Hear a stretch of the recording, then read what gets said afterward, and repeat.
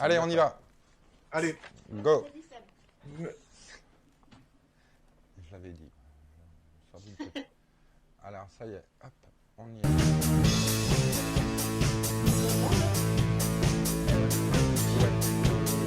Allez, on y va. Allez, go.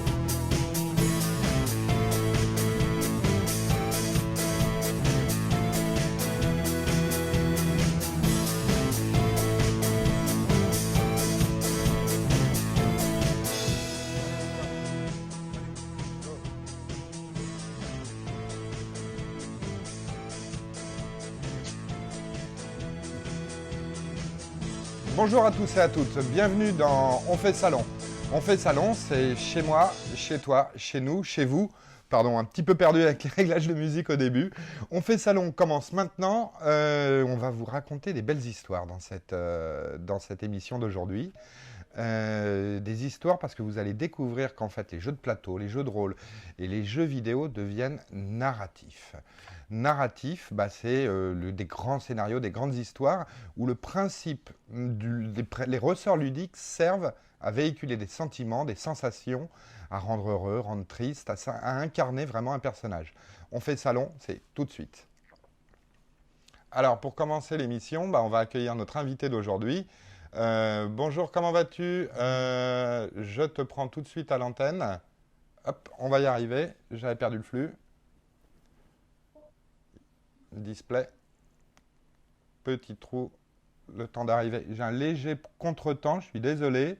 Ah, c'est beau la technique. On est ça en marche, direct, hein. oui, Steph. Ouais. Il faut que je relance. Hop, Alors, Sovan, switcher pendant ce cast. temps-là, l'histoire de la pâte à crêpes, s'il te plaît. Alors, la pâte à crêpes, je vais vous en parler, je ne sais pas du tout faire de crêpes. Du coup, je les achète toutes faites et j'ai très honte. Non, Ah non, C'est vrai non. c'est dégueulasse. Tu peux pas la faire crêpe ça, c'est industrielle, plus c'est simple. dégueulasse. Hein. Mais non, mais attends, Ouais. c'est écrit que ça vient de Bretagne. Alors, c'est bon au goût. Super, ton usine bretonne. Bonjour. Non, mais Regardez, sérieux, je Ça y est, m'en vais. vous êtes là. On y arrive, miracle.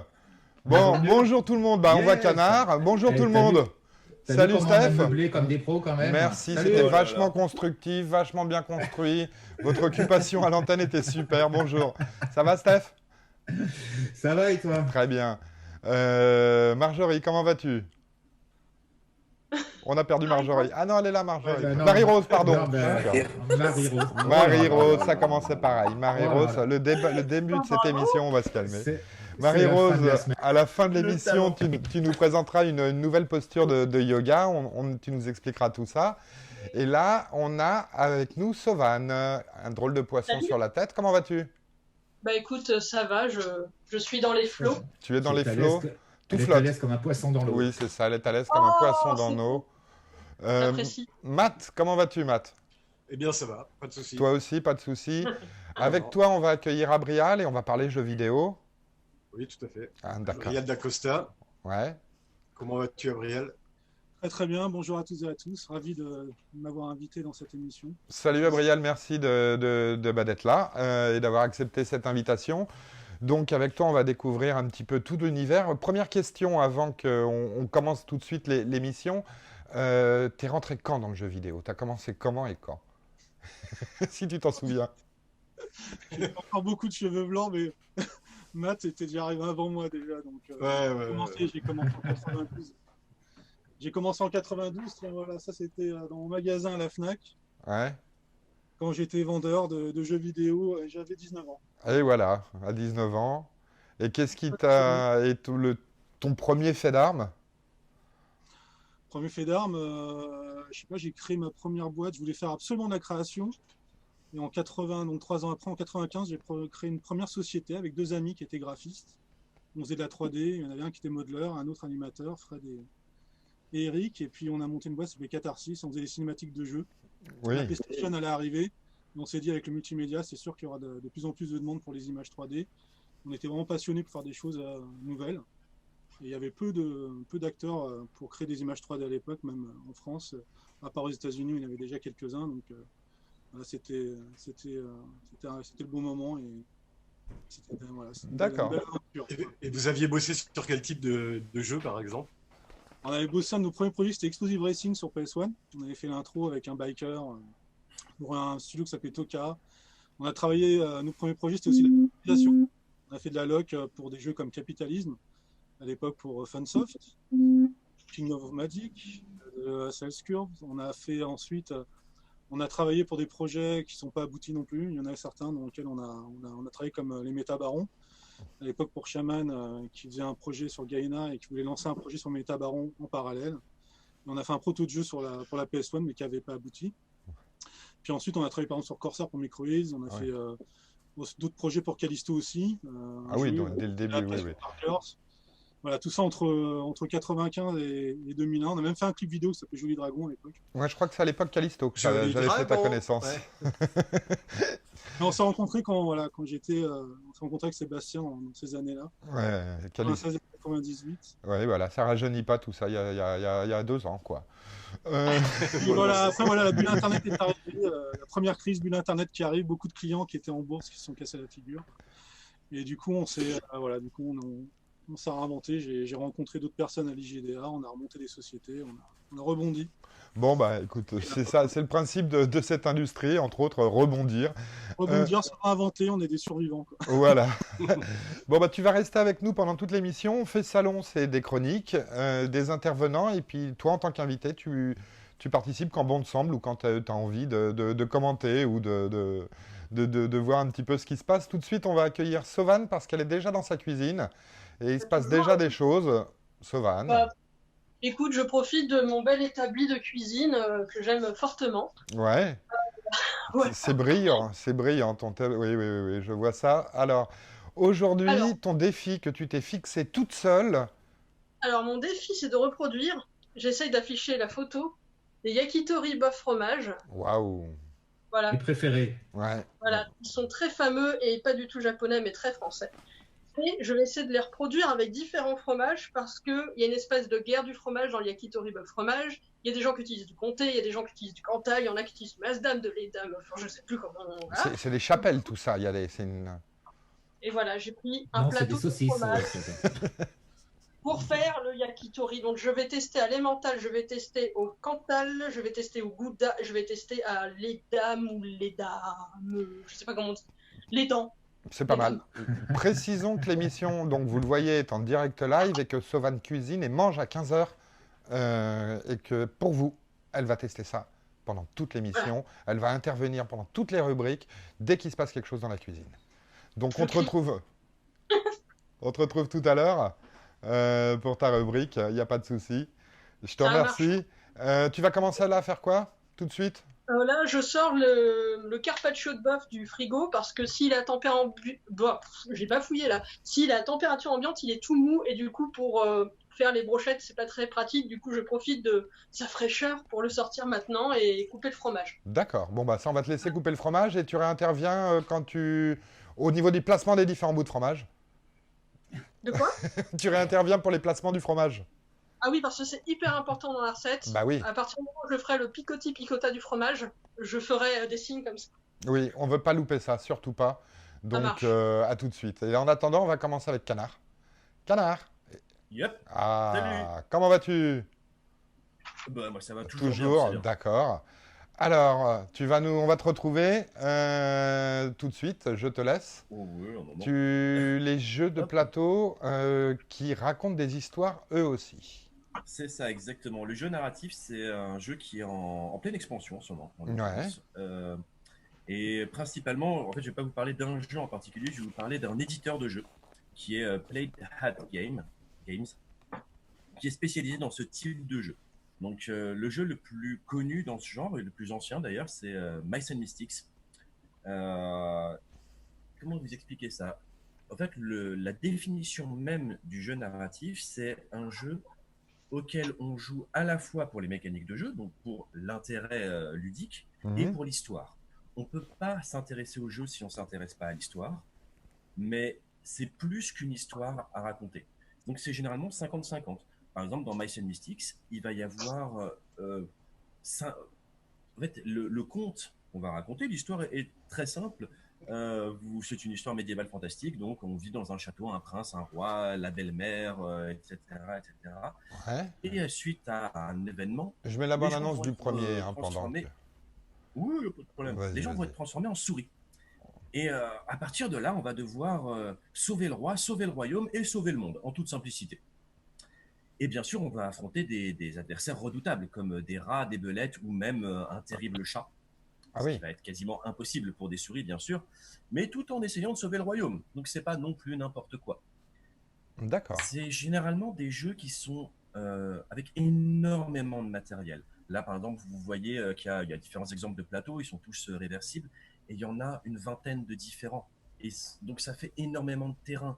Il y a énormément de D'accord. figurines, énormément de jetons, de tuiles, de choses comme ça, de manière à créer une modularité, de manière justement à pouvoir faire, à partir d'un matériel qui est somme toute fini, donc limité, pouvoir créer le plus d'histoires possible. Et c'est un jeu qui a une tannée d'extensions, au moins, je sais pas, 6, 7, 8, quelque chose comme ça, parce que l'histoire continue et continue.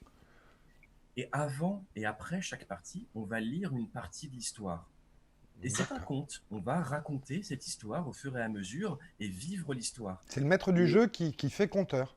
il n'y a pas besoin de maître de jeu. D'accord. Ça n'a pas d'importance. C'est juste qu'en fin de compte, chaque partie de gameplay va être en quelque sorte un focus sur l'histoire qu'on est en train de raconter. Donc il y a des moments où on est dans une sorte de voix off, donc on Mhm. n'interagit pas, et d'un seul coup c'est hop, là maintenant il se passe quelque chose, prenez vos persos, c'est parti. D'accord. Et qui lit l'histoire et combien de temps ça Général- prend à peu près? Généralement les joueurs à tour de rôle, et combien de temps ça prend? C'est l'équivalent entre une page et deux pages, donc ça va prendre entre 5 et 10 minutes à chaque fois, et la partie gameplay va prendre entre une demi-heure et une heure. Donc c'est pour ça, la partie gameplay va être un peu plus longue, parce que comme c'est un jeu coopératif, il faut que les joueurs discutent entre eux, donc ça prend du temps.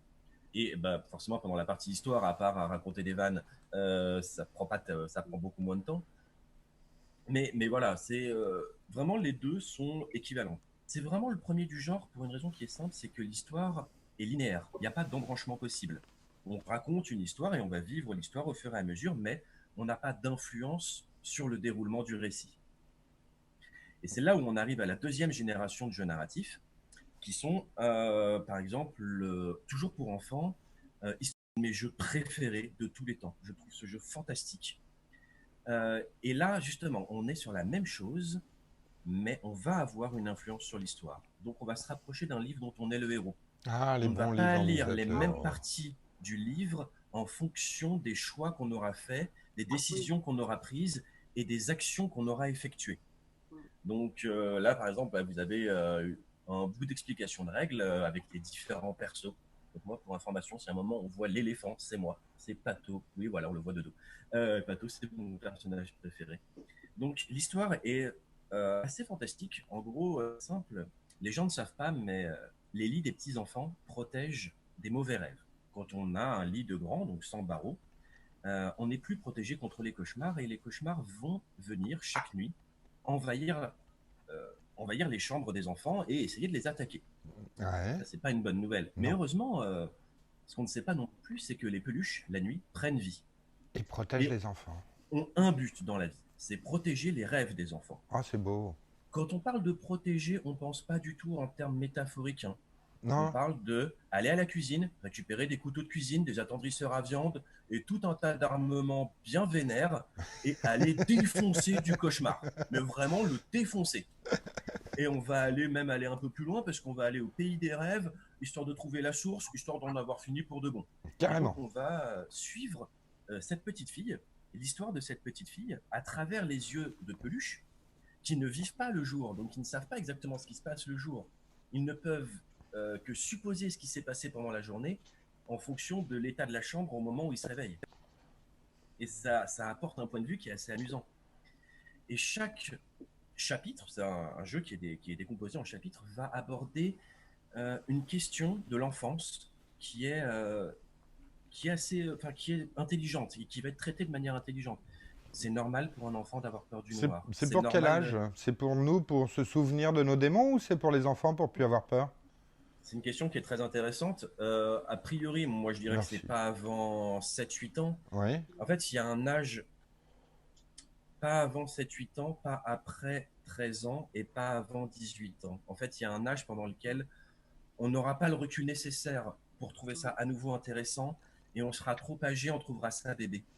Je D'accord. sais pas, moi Oui, je me oui, suis je éclaté comprends. à y jouer. Je comprends. Les enfants peuvent accrocher, les ados vont pas aimer, les adultes peuvent aimer. C'est tout à fait ça. Alors, on Parce a. qu'on va parler de vrais trucs, on va parler de la peur du noir, on va parler d'avoir peur le premier jour de l'école, de la peur de l'abandon des parents. Et c'est des thèmes qui sont importants avec les parents. Et le jeu va proposer des sujets de discussion entre les parents et les enfants. D'accord. Mais un ado, il va jamais accrocher à ça. On a Sweet Alik sur, si je prononce bien son pseudo, sur le chat. Merci à tous d'être là d'ailleurs, on voit que vous êtes super nombreux. Qui nous dit c'est un peu l'étape avant le jeu de rôle, c'est entre le jeu de plateau et le jeu de rôle. C'est tout à fait pertinent comme remarque, effectivement. D'ailleurs, il va y avoir des montées en expérience, il va y avoir de l'équipement qu'on va pouvoir se mettre, exactement comme dans le jeu de rôle. La différence fondamentale, c'est dans le jeu de rôle, soit il y a un MJ, il y a un maître de jeu, pardon, donc qui va raconter une histoire, auquel cas là, il n'y en a pas. Soit c'est du jeu de rôle narratif, et auquel cas on va inventer l'histoire tous ensemble. C'est D'accord. pas le cas non plus, parce que là, on va quand même suivre des rails. Mais le jeu est sous la forme d'un livre. Un livre épais, hein, un livre à peu près épais comme ça. D'accord. Et à chaque fois, quand on ouvre le livre, la page de gauche pour vous, c'est celle-là, Ouais. la page de gauche va être un plateau de jeu, découpé en cases, et la page de droite va être du texte, découpé en paragraphes, numéroté. Et en fonction des endroits où vous allez aller, en fonction des personnes auxquelles vous aurez parlé, en fonction des objets que vous avez ou que vous n'avez pas, Ouais. vous ne lirez pas les mêmes paragraphes. Et vous n'irez pas à la même page suivante. D'accord. Donc, l'embranchement, c'est un jeu narratif à embranchement. C'est vraiment pour ça que c'est la nouvelle génération. D'accord. Mais on reste dans un public enfant. Comme dans la plupart des cas où on découvre un nouveau thème, un nouvel univers de jeu, on commence par le tester sur des enfants parce qu'on se dit, bon, si on le foire, c'est pas si grave, c'est que des gosses. Ce qui est une mentalité un peu discutable, mais passons.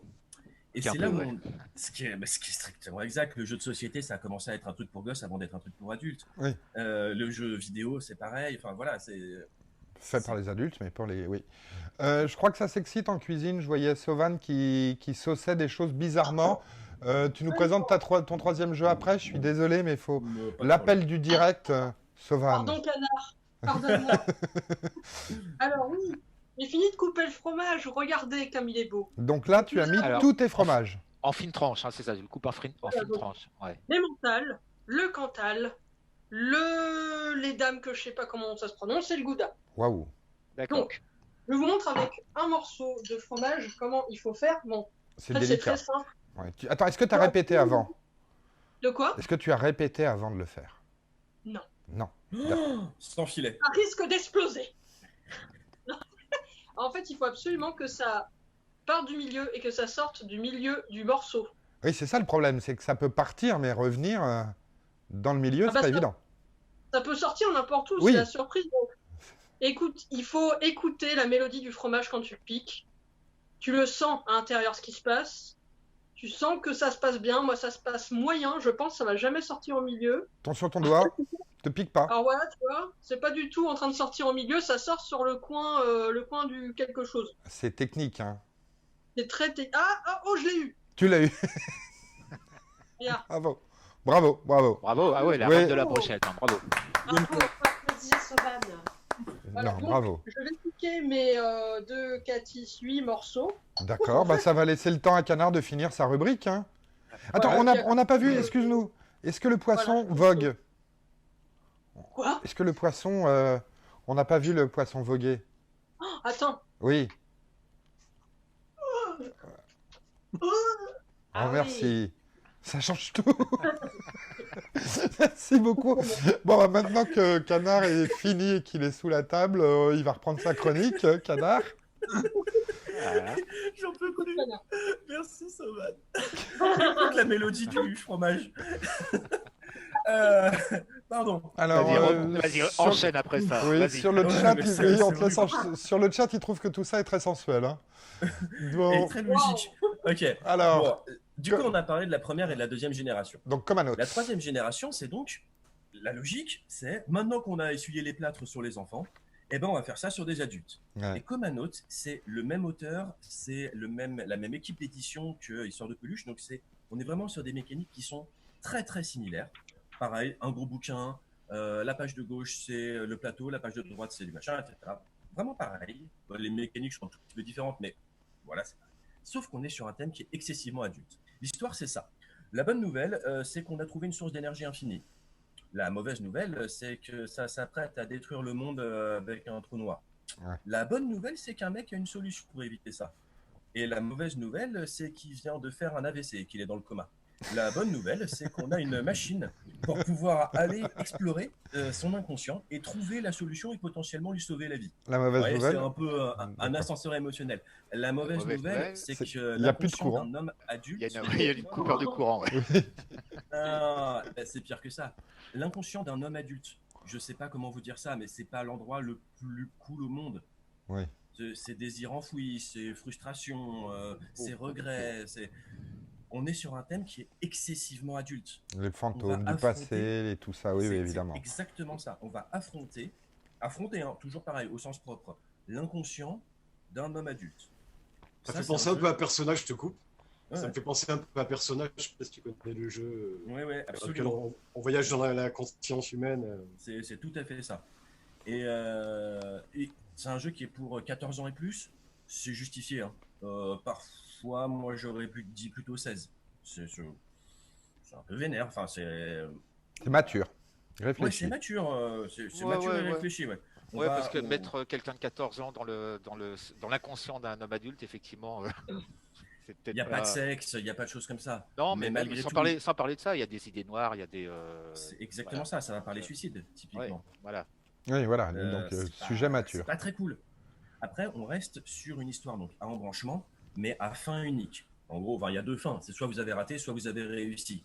À la fin du jeu, j'entends. Mhm. Et la dernière génération, je vais vous parler très très vite, hein, c'est par exemple des jeux comme Gen 7, qui va être globalement les mêmes mécaniques, embranchement, vous allez faire des choix différents, il va y avoir énormément d'embranchements différents, et tellement d'embranchements que par exemple dans Gen 7, il va y avoir 9 fins différentes en fonction de vos choix. D'accord. Donc, il y a une vraie richesse et un univers bien Vous pensé. fini le jeu, au bout de, je sais pas moi, au moins une trentaine d'heures, et ben vous avez encore 8 fins à faire. Oui. Voilà, et ça, c'est le truc qui est en train de se développer actuellement. D'accord. Ah oui, c'est il y a toute une véritable créativité s'exprime de ce côté-là aujourd'hui. Comme tu disais, c'est en Absolument. plein boom, en fait. C'est tout à fait ça, et j'ai vraiment hâte de voir quelle va être la suite. Et en termes Peut-être. commercial, ces jeux marchent? Histoire de peluche a extrêmement bien marché. Mice and Mystics aussi à l'époque. Mice and Mystics est sorti il y a des années, hein, donc forcément aujourd'hui moins. Komano, Gen 7 moins, mais c'est toujours logique, hein. Aujourd'hui, on achète encore des jeux principalement pour ses enfants et pas encore pour soi. C'est exactement comme le jeu de vidéo, mais avec 20 ans de retard ou 15 ans de retard. D'accord. Abrial, toi qui es aussi quand même très joueur, tu connaissais ces jeux de plateau? T'en avais entendu parler? Non, les jeux de plateau, j'ai joué un petit peu à l'époque. J'en ai surtout connu grâce à mon ami Philippe Noura qui avait créé Funforge Wow. et qui a beaucoup travaillé donc avec Antoine Boza et pas mal de grands auteurs aussi. Sûr. Et à l'époque, on travaillait un peu sur les adaptations aussi de jeux de société en jeux vidéo avec Philippe. C'est là que j'ai connu un peu ce milieu. Moi, je n'ai jamais été très jeu de cartes et jeux de plateau, mais quand ils ont montré pas mal de jeux sympas qu'eux, ils avaient édités, comme Big ID, Isla Dorada à l'époque, et puis Tokaido par la suite. Et c'est vrai que on découvre de nouveaux pans de jeux, d'histoires, d'univers qui sont complètement différents de ce qu'on peut connaître dans le jeu vidéo, mais c'est vrai avec des mécaniques qui sont des fois similaires et des belles histoires aussi. Donc, Voilà, avec le principe d'utiliser une mécanique de jeu pour faire ressentir des choses et mettre en avant un scénario. Je ne sais pas s'il y a un scénario, avant qu'on rentre justement dans la rubrique jeux vidéo, je ne sais pas s'il y a un scénario dans la cuisine, si Sauvan se bat avec le poisson ou si c'est le contraire. Mais il faut retourner voir ça tout de suite, je crois qu'il y a une importance phénoménale de ce qui se passe. Sauvan. Écoute, je suis en train de laper la sauce pour Ah bah voilà. Donc, en fait, c'est un peu compliqué parce que, comment te dire, il y a une pénurie de produits type cuisine du monde asiatique, etc. dans les supermarchés. Ouais. Du coup, j'ai fait avec ce que j'ai. Heureusement, j'avais du saké de côté, alors que je bois pas d'alcool, je sais même pas ce que ça fait là en vrai. Et la sauce soja. Et du coup, je suis en train de faire une petite sauce. Saké soja. Alors, saké, soja saké et soja salé. D'accord. Après, sur toutes les recettes que j'avais vues, tout le monde se bat pour dire qu'il faut mettre du soja salé et du sucre, ou du soja salé et du miel, ou du gingembre, ou autre chose, je ne sais pas, c'est n'importe quoi. Donc du coup, j'ai pris avec ce que j'ai. Bon, bah écoute, on va voir. Pimous est sur le chat et te passe le bonjour. Oh, Pimous, des bisous! Voilà. Donc là, tu vas nous mettre dans ta recette, tu vas mettre la viande autour. Oui, et là, je vous montre un peu la tête des brochettes, donc ça s'est plus ou moins bien passé selon le fromage. Définitivement, le Cantal, ça se passe excessivement mal. Oui, il n'a pas de tenue, hein. Non, il est complètement fou, il s'est effrité et tout. Par contre, le Gouda, c'est une merveille. J'ai beaucoup d'espoir dans le Gouda. L'Emmental a été très raisonnable avec moi, il m'a fait plaisir. Et lui, je crois que c'est les dames. Oui, Les dames, ça va. Ouais, c'est un peu plié. Ouais. il La se... discipline hollandaise. Voilà, c'est ça la fameuse discipline hollandaise. Voilà, donc je vais enrouler dans la viande. Voilà. D'accord. Bon, bah écoute, on te regarde enrouler la première. Alors, Si je remets tu- un peu de papier derrière et Et je vous montre. Tout ça pour boire du Comment saké on soja. Je vais être complètement ivre-mort dans ma cuisine, ça va être super. Oui. Alors, j'attrape une tranche de carpaccio. Mhm.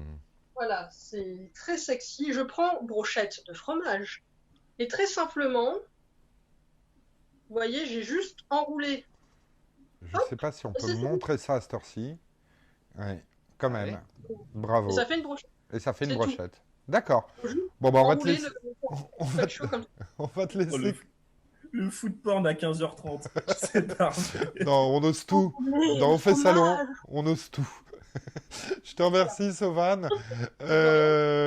Et tout de suite, on va reprendre avec Matt, qu'on a croisé Ouais. rapidement tout à l'heure, et puis Tout à avec fait. Abrial. Salut, Matt. Tout à fait. Hello. Alors, Hello. donc, tout de suite, hop, donc on y arrive. Alors, Voilà. avec Je- la je- manette, je, ouais. vais, je vais reprendre Abrial d'Acosta, notre invité en cours, Vas-y. qui travaille aujourd'hui chez Dontnod. Donc, avant de présenter le studio Dontnod, je voulais un peu revenir sur les années 2000. Tu as eu d'autres expériences, tu as ouvert d'autres studios, notamment Digital Lounge. Est-ce que tu peux nous en parler un petit peu? Oui, bah, il y avait, c'est vrai que si on repart un peu dans les années 2000, on a parlé un petit peu, on a un peu évoqué la crise qu'on a eue en 2001. En 2002, pas mal de structures se sont malheureusement effondrées en France. On s'est tous restructurés à l'époque. On a monté le GDA, on a créé la PAM. Enfin, voilà, il y a quand même quelques énergies qui étaient là pour redonner de l'espoir. Et effectivement, après, moi, je m'étais associé avec deux, trois copains. On a monté Electro Games en 2004. J'ai travaillé aussi pour Arkane Studio. Arkane, oui. À Lyon, ouais. Je les ai aidés un petit peu sur la suite Dark Fatalis, qui est devenue en fait Dark Messia chez Ubisoft. Et puis donc, entre-temps, j'ai rejoint Microids en 2008. On avait vécu encore une autre petite crise cette fois-ci, même plus une crise financière, mais c'était pas très grave. Effectivement, en 2010, alors en 2005, quand j'étais chez Electro Games, j'ai recontacté un ami parce que j'ai vu que il y avait Eric Chahi qui avait monté un petit site qui s'appelle anotherworld.fr. Alors, Eric Chahi, rapidement, c'est le créateur de Flashback et de Another World, pour ceux qui ne le connaissent pas. Voilà. Et créateur de Flashback, Paul Cuisset, je me rappelle. Non, pardon, de Another World. Excuse-moi. Voilà, donc, en fait, Eric lui, était en plein dans ses volcans, avait quitté le monde du jeu vidéo. Et puis, il y a quelqu'un avait fait un petit portage en fait d'Another World sur PC, et il avait mis sur son site pour les fans. Et moi, quand je suis tombé dessus, je fais mais Another World, c'est quand même assez mythique parce que c'est quand même une personne qui a Oui. vécu 2 ans chez lui à faire son jeu dans sa cave à l'âge de 19 ans. Et donc, il y avait toute une histoire à raconter autour de ça. Et revoir Another World 20 ans après, enfin 15 ans après, et juste l'avoir sur un site avec quelques petites explications, je trouvais ça Trop un peu petit. gâché. Faut rendre hommage, oui. Je trouvais ça un peu gâché par rapport à tout l'imaginaire qui s'était créé autour de ce jeu. Et cette légende d'un gars qui crée un jeu pendant 2 ans chez lui tout seul. Pendant que tu nous expliques un peu tout ça, on met les bandes annonces de Another World et Flashback qui vont arriver ou qui viennent juste d'arriver tous les deux en même temps. Comme ça, tu pourras continuer à nous expliquer un petit peu toutes ces éditions qui sont arrivées au fur et à mesure aussi. Ouais. Oui, c'est pour ça que j'ai fourché d'ailleurs, parce que les deux Voilà. jeux sont ensemble. Ouais, les 2 joueurs ensemble, et c'est vrai que c'était une opération inédite sous la pulsion de Microids, d'enfin réunir les 2 jeux mythiques de chez Delphine, entre Another World et Flashback. Donc c'est disponible là, dans les magasins. Si le jour vous pouvez aller dans un magasin, en tout cas, pour vous le faire livrer, vous avez les 2 jeux sur PS4. Mais justement, pour revenir au 15e anniversaire, j'ai essayé de trouver dans tous mes contacts quelqu'un qui connaissait Eric Chahi pour le contacter, lui proposer qu'on fasse une vraie édition collector, qu'on parle des coulisses, qu'on fasse un making-of. C'est là que j'ai contacté aussi Matt à l'époque, qui m'a aidé à monter le making-of d'Another World, avec Thierry Falcoz qui nous a aidé aussi pour la partie commentaire. On est allé filmer chez Eric. Et bon, je vous passe tous les détails, mais c'était une expérience géniale. On a fait venir Jacques Harborn. Oui, Jacques qui était un des premiers grands journalistes de la presse jeux vidéo aussi, oui, avec Jean-Loup et puis et AHL, j'allais le dire, voilà, qui est le premier évidemment, retraité du jeu vidéo aujourd'hui. Et, en fait, et donc cette fameuse légende, en fait, où Eric est arrivé dans un magazine de jeux avec ses 2 disquettes, et la première personne qui a joué au jeu vraiment de l'extérieur, c'était Jacques. Ouais. Donc voilà, on a réuni les 2 personnes 15 ans après pour c'est fantastique. Alors, il n'y avait pas encore l'engouement qu'il y a aujourd'hui pour le rétro gaming. Et quel avait été l'accueil du public sur cette édition collector? Ça a pris tout le monde un peu de court parce que tout le monde s'est dit, mais à quoi en fait les 15 ans World? Mais alors, c'est vrai qu'il y a la curiosité, parce que qu'est-ce que t'es Dinosaur World? À part les gars qui connaissaient l'Amiga et l'Atari, mais il y a une grosse génération de joueurs qui ont connu Dinosaur World sur Super Nintendo, il faut le savoir. Et effectivement, la version Super Nintendo a été aussi un peu transformée par rapport à la version originale qu'avait créé Eric sur Amiga. Et c'est un jeu en fait que beaucoup de joueurs ont connu sur plein de plateformes différentes. Il est sorti sur 3DO. Alors, ensuite, il y a même une suite qui a été faite par Interplay, qui est un éditeur américain. Et donc voilà, donc ça, d'un coup, il y a une curiosité qui s'est mise en place. Et ça a été quelque part un bon succès. Et ça a remis Eric sur les rails. Et quand quand iOS est arrivé avec l'iPhone, il y a eu une version dessus, oui. En 2011, donc entre-temps, voilà, on arrive en 2010. Moi, j'ai créé Digital Launch. En 2011, je travaille déjà avec Dotemu. On se dit, là, le mobile commence à bien décoller. Et il y a de la demande pour des jeux rétro. Et on a fait l'adaptation ensemble d'un Dinosaur World sur mobile. Et là, on a retouché un nouveau public. Et justement, un public différent, un public mobile. Et comme l'adaptation faite par Dotemu était vraiment très bonne, parce que même sur un Android et même sur une tablette, vous pouvez y jouer parce que c'est quand même un jeu qui est très dur. Hein. Oui. Alors justement, moi, je voulais te parler de la difficulté ce qu'on appelle les vieux jeux, qui est les jeux auxquels nous, on a joué quand on avait la vingtaine. Ces jeux-là étaient plus difficiles que les jeux d'aujourd'hui. Ah, complètement. Il y avait... En plus, là, c'est un système de try and retry, en fait, try and die. En gros, tu perds, boum, t'es puni, il faut que tu refasses tout. Il fallait faire tout le niveau. Oui, t'as pas de sauvegarde, ou c'est pas comme, j'adore, là, je me suis remis sur Assassin's Creed Odyssey, mais t'es en train de mourir, tu fais 5 mètres, ta jauge, elle remonte, et puis tu reprends. Là, non. Là, j'ai joué à Control, c'est un peu ça, tu vois, Control, tu tapes les boss, boum, tu refais le niveau, quoi. Ouais. Et bon, c'est vrai que c'est un peu punitif, c'est un peu... Alors, Chafouchou sur Internet, qui se moque presque de nous, qui dit c'est même plus du rétro gaming, c'est plus du gaming vintage. On peut dire ça comme ça aussi. Je ne commenterai pas. C'est vrai qu'à Another World, ce qui a changé, c'est que à l'époque, quand vous jouez un jeu, c'était pour faire du scoring aussi. C'est-à-dire que il fallait absolument avoir le high score, être au top, etc. Alors qu'Another World, c'est une histoire, une aventure dans laquelle vous vivez une expérience et il n'y a pas de scoring. Il faut survivre.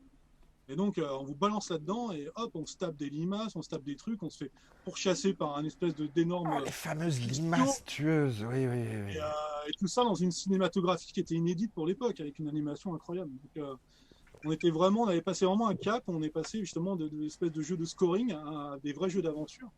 Alors après, je parle pas de jeux d'aventure quand on avait les point and click, mais là, c'était un vrai jeu d'action dans lequel on était dans un monde complètement d'univers complètement délirant. Alors, je crois que tu as continué à bosser avec Eric Chahi. Tu as même participé un petit peu à l'expérience Paper Beast qui vient de sortir, son tout nouveau jeu en VR. On va se le mettre aussi pendant que vous on va en voir parlez. Quelques images. Ouais. Et qu'est-ce que tu as fait exactement avec Eric là-dessus? Eric, tu sais, depuis 2005, du coup, je suis resté son agent, entre guillemets. Je m'occupe de la marque Another World. On a fait le 20e anniversaire sur console, sur toutes les versions de console, PS4, PS3, Vita, Xbox, etc. Et puis on se suit, on est amis depuis longtemps maintenant. Et quand on m'a proposé, donc en 2011, il travaillait, quand on a fait l'adaptation justement de Another World sur mobile, Eric avait ce projet d'un God Game, From Dust. Et donc son trip, ça a toujours été la nature, l'effet de la nature sur les hommes et comment on peut essayer de contrôler un peu cette nature. Et donc From Dust, c'était déjà un peu la genèse d'un Paper Beast. D'accord. Et donc sur Paper Beast, juste avant ça, Eric a travaillé sur un simulateur pour les volcans. En fait, c'est pour l'île de la Réunion. C'est un grand passionné de volcans. Il a beaucoup travaillé dessus. C'était à peu près vers 2015-2016. je crois que c'était vers 2014-2015 en fait. Il a travaillé donc sur ce simulateur avec un de ses amis. Ils ont créé toute une technologie, un moteur qui permet donc, de simuler vraiment tous les types de volcans. Donc les types hawaïens, haïtiens, etc. Et donc il a fait ça pour le centre de volcans à l'île de la Réunion. Et donc ça lui a donné des idées. Par la suite, il a dit, bah, attends, on a monté un moteur, j'aimerais me remettre à faire un projet. Et là, il a recontacté des anciens qu'il connaissait chez Ubi. Il a monté une équipe à Montpellier, une dizaine de personnes. Et puis, bah, du coup, à ce moment-là, bah, on a aidé, je l'ai aidé à monter le projet. Donc, voilà. Attends, tu parles pour un jeu, une équipe de 10 personnes. Ouais, ils étaient une petite dizaine sur On Paper. peut encore fabriquer des jeux modernes qui marchent en VR avec de la 3D et tout ce qui est bankable aujourd'hui, avec un studio français de 10 personnes.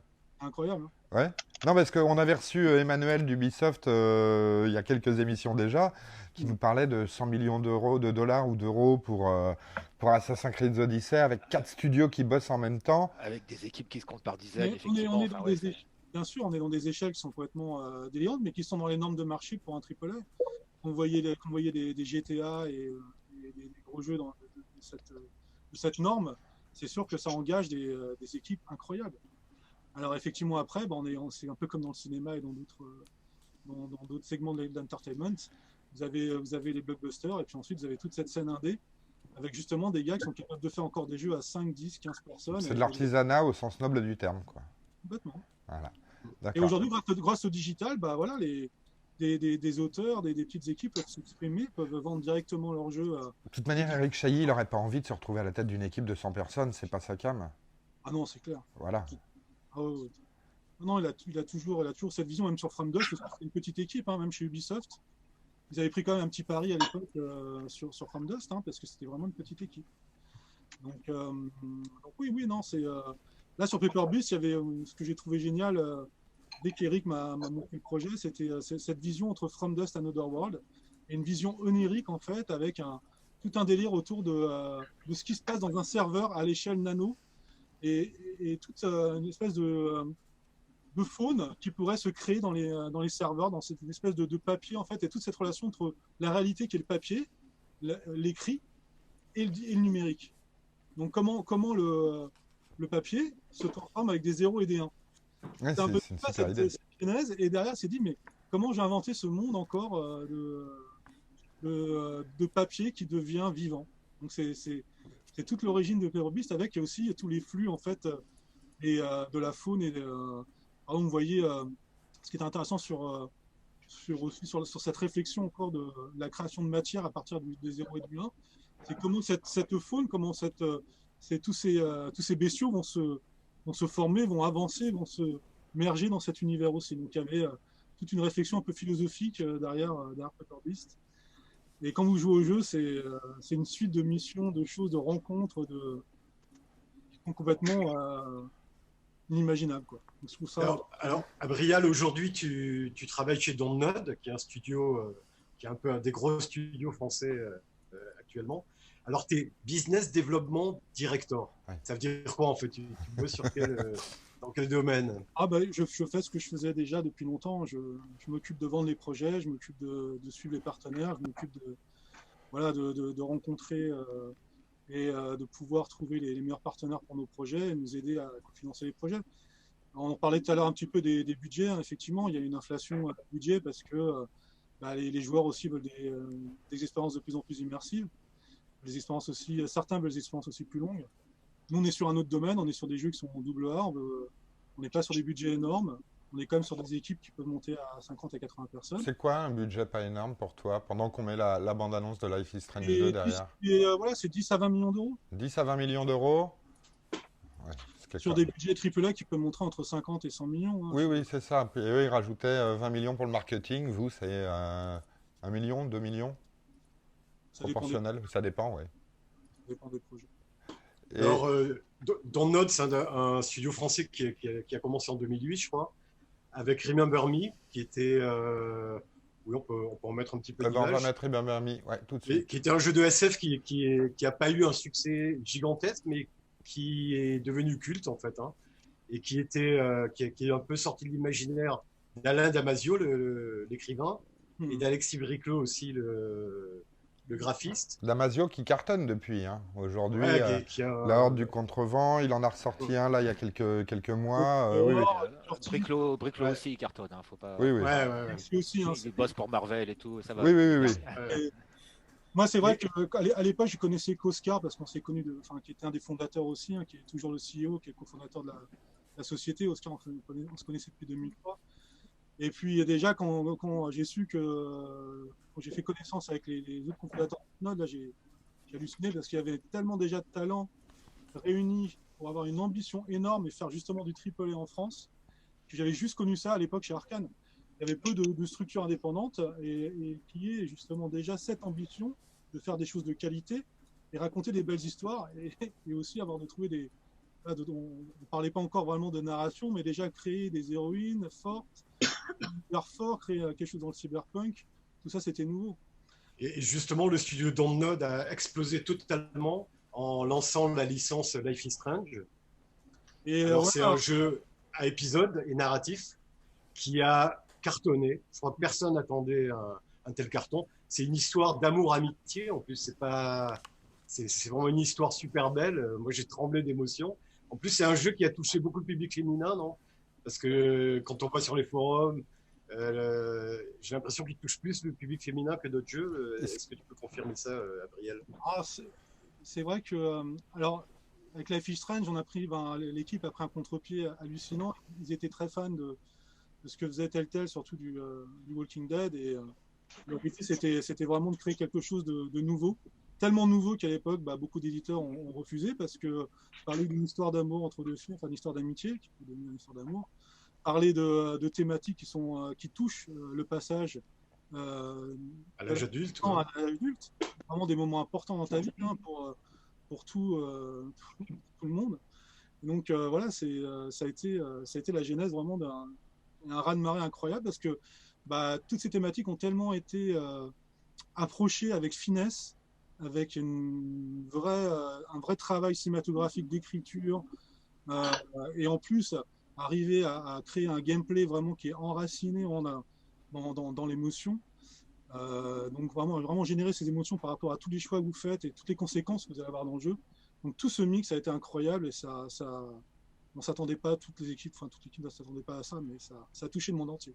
À propos de vie étrange, les joueurs du monde entier nous écrivent pour dire que ils ont reconnecté aussi avec beaucoup de gens, reconnecté avec leurs parents, des ados qui n'arrivaient pas à parler, et beaucoup de thématiques parce qu'ils ont réussi dans ce jeu-là à quelque part à trouver des réponses à des questions qui se posaient. Donc vous êtes allé au-delà du jeu en fait. Avec un jeu, ça a servi un propos, comme tu le dis, pour des familles qui se sont reconnectées ou des choses comme ça. Vous n'aviez pas du tout anticipé ou prévu ça? Il y avait cette volonté dès le départ et c'est juste le succès mérité et espéré? Il y avait déjà, si tu veux, dans l'étudier, il y avait abordé déjà une DA, une direction artistique qui était très, très indé, on va dire, un peu dans la Sundance, etc. Il y avait cette idée vraiment de parler de cette relation entre deux filles et tout ce qui tourne autour. Mais effectivement, toutes ces thématiques qu'on croise dans l'adolescence, c'était quelque chose de voulu, mais après, voilà, on touche un public, on touche pas. Et là, vraiment, ça a vraiment touché avec tellement de sensibilité que ça a été un peu universel. Je vais te couper. Je vous coupe tous les deux, vous reprenez juste après. Mais à propos de vie étrange, il se passe des choses très étranges aussi du côté de Sauvanne. Toujours. Toujours, hein. Ma poêle est chaude comme la braise. Je t'en prie. Et les brochettes aussi. Elles sont belles, hein, regardez. Donc tu les as badigeonnées avec ta sauce là de tout à l'heure, là, c'est ça? Je les ai massées avec amour parce que j'ai pas de pinceau de cuisine. Du coup, j'ai fait ça au doigt comme une porcasse. Mais écoutez, ça fonctionne. Donc Voilà. c'est la fameuse sauce soja saké. Voilà, qui est là, mais elle ne va pas me servir qu'à faire des massages aux brochettes. Parce qu'en fait, là, ce que je vais faire, c'est que je vais toutes les mettre 30 secondes d'un côté, 30 secondes de l'autre, et encore 30 secondes avec la sauce, et ça va caraméliser. Waouh. Ce sera parfait. Est-ce que vous êtes prêts pour que je les jette dans le feu? Vas-y. Allez, Beaucoup de allez. Alors attention. Ah ouais, Ça, ça pétille. ça pétille. Hein. On met l'eau à la bouche. Frétille ou ça frétille? Grande question. On met pas à la bouche. Ouais. T'as toujours pas de chronomètre en fait. Désolé, je compte dans ma tête. C'est bien ce que je pensais. C'est le chronomètre humain. Moralité, elle a toujours pas de chronomètre. En fait. C'est bien ça. Ouais, mais son téléphone filme, il peut pas tout faire en même temps. C'est vrai. Allez, t'es bon? Oh là là. 30 secondes, 30 secondes. Hop. Il y a un niveau de skill dans cette émission, c'est hallucinant. C'est impressionnant, hein. Ouais. Allez. Ouais. Yeah. Sur le chat, ils en peuvent plus, Eh ils ont ouais, faim. on est. Ah, C'est parce qu'on est une belle brochette de chroniqueurs, c'est pour ça. Oh, Oh là là. Stéphane est en forme. c'est pas un truc. Il y a un côté shonen dans la rubrique de Sovan qui m'épate à chaque fois. À côté, Shonen. Shonen, tu sais, c'est les mangas pour ados. Ah oui, Ouais, oui, oui, d'action. oui. Oui, oui. d'action avec des coups spéciaux. Ah oui, voilà, oui, oui, oui, oui, oui, oui. Alors non, on fait salon, n'envoie pas les brochettes de Sauvan par la poste. Il faut le savoir. Parce qu'il y en a qui nous demandent ça sur le chat. Je répète, non. C'est un Uber. Vous aurez la recette sur onfaitsalon.tv, sur le site de l'émission. Wow. Vous aurez les ingrédients. Mais De c'est toute tout. façon, la Poste ne livre que les mercredis, jeudis et vendredis, et on est vendredi, c'est mort. Voilà. Comme tu passes vite, je ne sais pas ce qui se passe. Plus fort le feu. Allez. Oh. Tu le vois là, le côté shonen quand même. un Ah peu. oui, oui, oui, je le sens même, le côté shonen. Tachibuli Dana. C'est tout ce que je sais dire. Mais non, ton t-shirt de la semaine dernière. Ah oui, mais je sais pas le dire ça. Tachibuli Dana. Non, c'est coup. Ça fait longtemps qu'on s'est pas vu. Bah, tu vas peut-être pas les goûter tout de suite, Katebara, ni quelque mettre chose le comme feu ça, à ta non cuisine. Je vois Abriel qui est atterré et qui va reprendre avec Matt tout de suite. Et j'arrive puis pas à on le goûtera après. Vous vous en étiez, Matt, Abriel? Pardon? Succès de- Évidemment, on était à Life is Strange. Là, tu enchaînes, c'est trop facile. Oui, voilà. Et on essayait de comprendre pourquoi c'était un public féminin, surtout qui semblait Ouais. touché par, Voilà. par ce jeu. C'est ça. Oh. Les personnages forts féminins, quand vous jouez avec Max et Chloé dans le jeu, c'est vrai que c'est des personnages ordinaires qui sont dans des situations extraordinaires, puisque Max a un pouvoir et donc qui permet de revenir dans le temps. Et c'est ce qui a plu aux joueurs et aux joueuses. Surtout. Et c'est vrai qu'on a eu beaucoup de joueuses, on a aussi beaucoup de joueurs. Mais c'est vrai que voilà, l'identification a été très forte tout de suite avec ces deux personnages. Et ça a vraiment bien fonctionné. Et dans le deuxième épisode, il y a eu un basculement total, en fait, puisque on n'a pas eu la suite exacte de l'aventure. Bah, sur Life is Strange 2, non, c'était une nouvelle saison. On a dit là, en fait, l'équipe voulait retravailler sur une autre thématique qui est l'éducation. Et donc là, c'est l'histoire vraiment de deux frangins. Et je ne vais pas trop vous spoiler, il faut vraiment que vous y jouez parce que Ouais. c'est incroyable aussi. Et pareil, hein, on a encore ces personnages ordinaires qui se retrouvent encore dans des situations extraordinaires, avec aussi un petit pouvoir, vous allez découvrir. Mais c'est une aventure qui est extraordinaire. Mais alors, et là, pour le coup, l'équipe a voulu aussi rallonger le plaisir. On va dire les épisodes sont un peu plus longs. On découvre aussi une partie de l'Amérique qu'on n'aurait peut-être pas connue à pied. Enfin, c'est tout un road trip, aussi un passage. Tu parles de saison et d'épisodes. Ouais. Précisons en effet que c'est un jeu vidéo atypique, que vous faites partie de cette vague, vous l'avez peut-être même créé ce mouvement, ou en tout cas vous en êtes un des fervents représentants, c'est ces jeux à épisodes.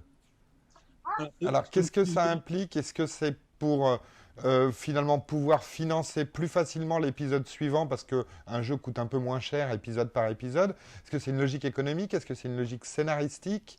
Qu'est-ce que ça apporte d'amener la notion d'épisode et de saison dans le jeu vidéo? Alors c'est vrai que l'équipe a été très inspirée, comme je disais tout à l'heure, par Walking Dead. Justement, on a vraiment créé des belles mécaniques pour créer de l'émotion. Et chaque épisode était à chaque fois un nouveau passage. Je pense que ce qui est intéressant, comme dans la série télé sur les épisodes, c'est qu'est-ce qui va se passer dans le prochain. Tous les choix que j'ai faits dans l'épisode précédent, qu'est-ce qui va se passer dans l'épisode suivant. Donc il y a une espèce, c'est vrai qu'en termes de scénario, il y a cette espèce d'attente. Il y a cette espèce en même temps, qui est une récompense et une frustration en même temps, puisque ça fait beaucoup parler. On a vu la communauté entre deux épisodes qui avait explosé, parce que chacun se disait, parce qu'à chaque épisode, en fait, si vous avez déjà joué à un jeu épisodique, vous avez des statistiques, vous pouvez savoir une partie de la communauté, quel type de choix a été fait, etc. Et donc, c'est vraiment une partie aussi qu'on aime bien dans les jeux épisodiques, c'est que chacun se crée son expérience, Et par rapport à ces choix, on crée des nouvelles conséquences également aussi. Tu veux dire Et donc, que vous pouvez analyser le comportement, excuse-moi de te couper, le comportement des joueurs sur un épisode donné et vous allez fabriquer l'épisode suivant en fonction de ça.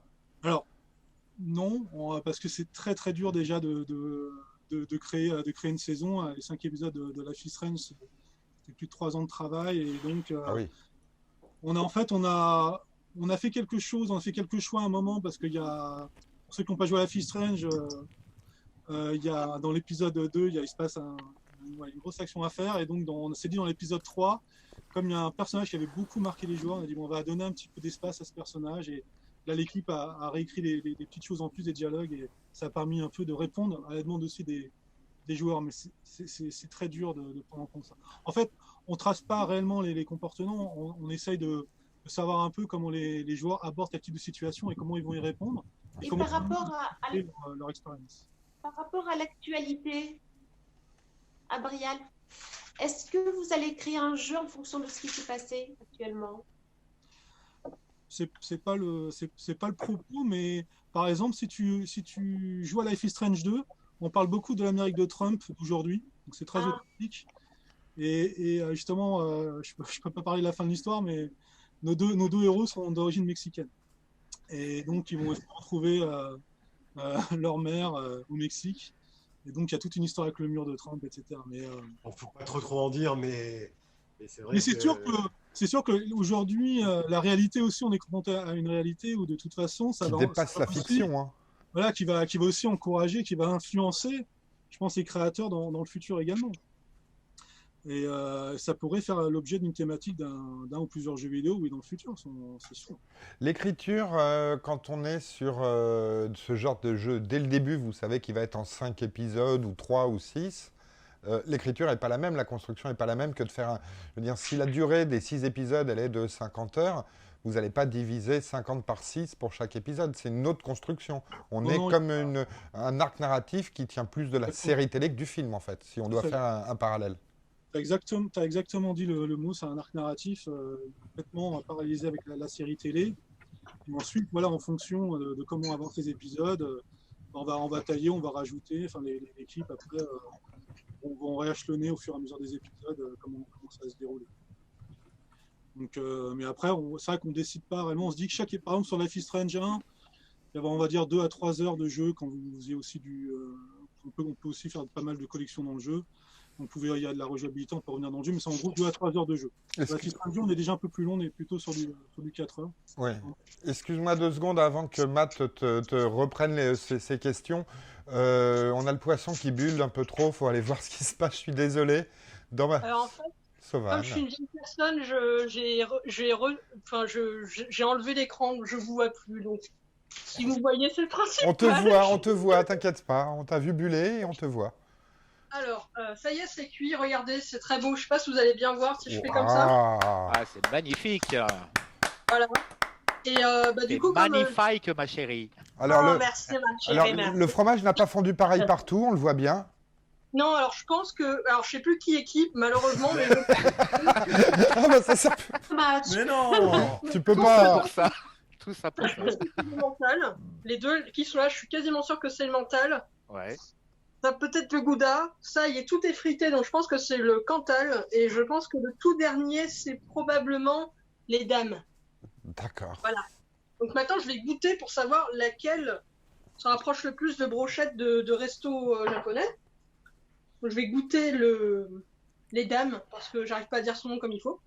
Donc voilà, ça sauce. Les dames d'abord, en fait. Oui, les dames. Ah, bravo. Oh, on est bon, on est bon, bravo. Ah non, c'est le Cantal. Voilà. Mais c'est bon. C'est bon, c'est pas trop... Et ta sauce sake soja? Ouais, je l'ai versé dessus, là. Oui, on voit, c'est du soja bien clair. Il est un peu... cette brochette, elle est un peu salée.